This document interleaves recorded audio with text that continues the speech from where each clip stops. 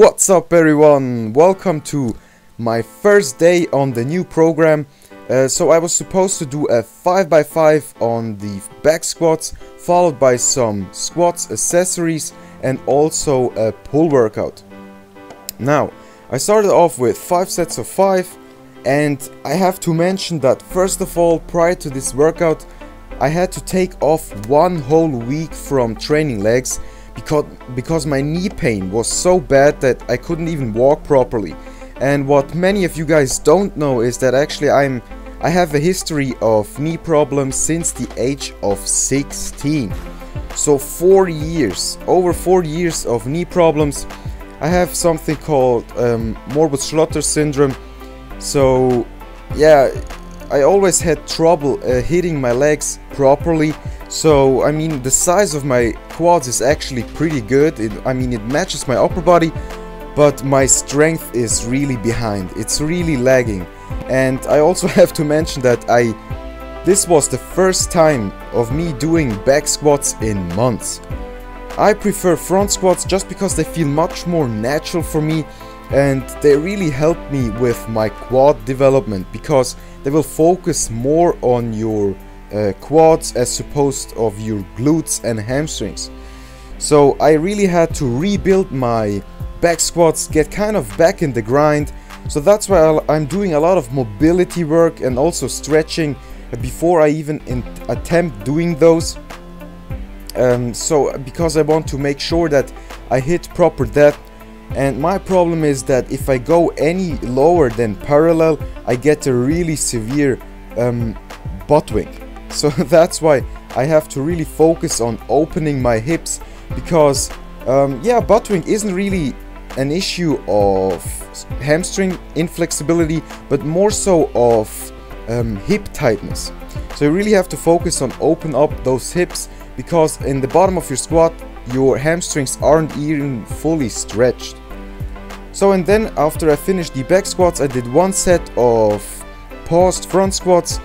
Nothing really heavy, just focusing on pausing in the bottom position and then exploding up on the way up. So really some kind of speed work.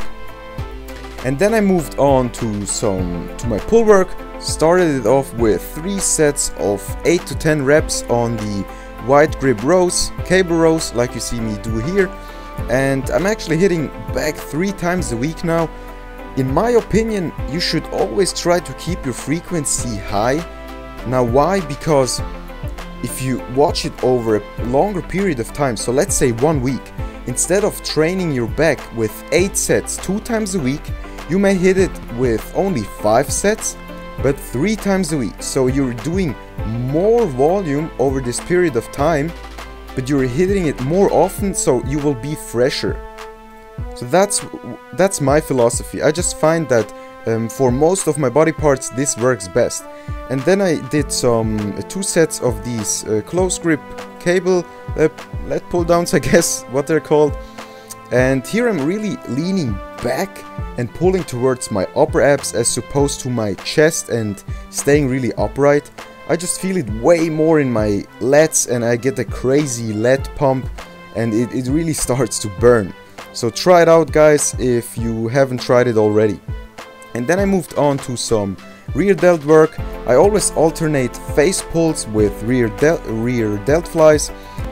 So 1 workout I will do face pulls and the other one then rear delt flies. And then I moved on to some bicep work. 3 sets with the easy curl bar, 8 to 10 reps, and I'm always pushing till failure when I'm training arms. I just found that they're such a small muscle that 48 hours between sessions are way enough time to let them rest and recuperate. So hitting arms every other day is really possible, even though I do like drop sets, 21s, supersets. I hit them really hard and they recover really fast. And then to finish off the brachialis, I did a drop set. So you grab some dumbbells, go till failure, so until you can't do one single another rep. And what you then do is start cheating a little bit, so doing some cheat reps. your form should still be somewhat decent, but yeah, you can help it with some body language. But thanks for watching as always, guys. Tune in next time and peace out.